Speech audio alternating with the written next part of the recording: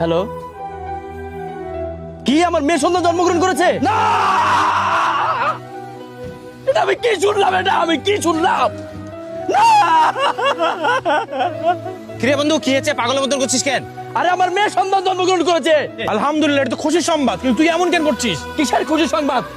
এই দেশে মেয়ে সন্তান হওয়াটাই একটা অভিশাপ। কি বলিস এগুলো? তুই তুই কি এখনো জাহেলি যুগে পড়ে আছিস? আর জাহেলি কথাবার্তা বলছিস কেন? আর কন্যা সন্তান তো আল্লাহ পাকের রহমত। তোর কাছে এগুলো আশা করিনি বন্ধু। তোর চিন্তাধারা এত নিচ। ছি!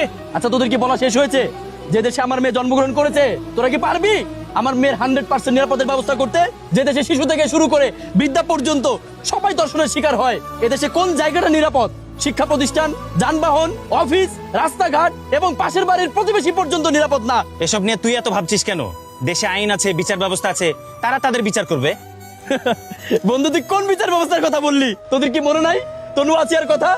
তারা কি পেয়েছে তাদের সুষ্ঠু বিচার? এই তো 2 দিন আগে রামিসা নামে 7 বছরের শিশুটি ধর্ষিতা হয়ে নির্মম ভাবে হত্যা হলো। তার বাবা কি বলল? আপনারা আমার মেয়ের বিচার করতে আইছেন না, আপনাদের এরকম কোনো রেকর্ড নাই। আচ্ছা বন্ধু, আমার একটা প্রশ্ন। আমরা তো মূর্খ মানুষ। এই সমাজে কিছু শিক্ষিত কালো পোশাকধারী মানুষ আছে যারা অর্থের বিনিময়ে এই ধর্ষকদের পক্ষে যে তাদের আইনি লড়াই লড়ে। তাদের কত টাকা দরকার? তাদের মেয়েরা যদি ধর্ষণের শিকার হয়, তাহলে কি পারবে অর্থের বিনিময়ে ধর্ষকের পক্ষে যে আইনি লড়াই লড়তে?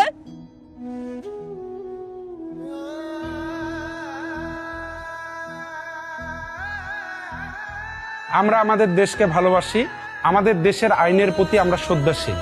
রামিসা সহ দেশের সকল ধর্ষণ ও হত্যাকাণ্ডের দ্রুত এবং সুষ্ঠু বিচারের দাবি জানাচ্ছি, যাতে করে পরবর্তীতে আর কেউ ধর্ষণ করার সাহস না পায়। We want justice. We want justice.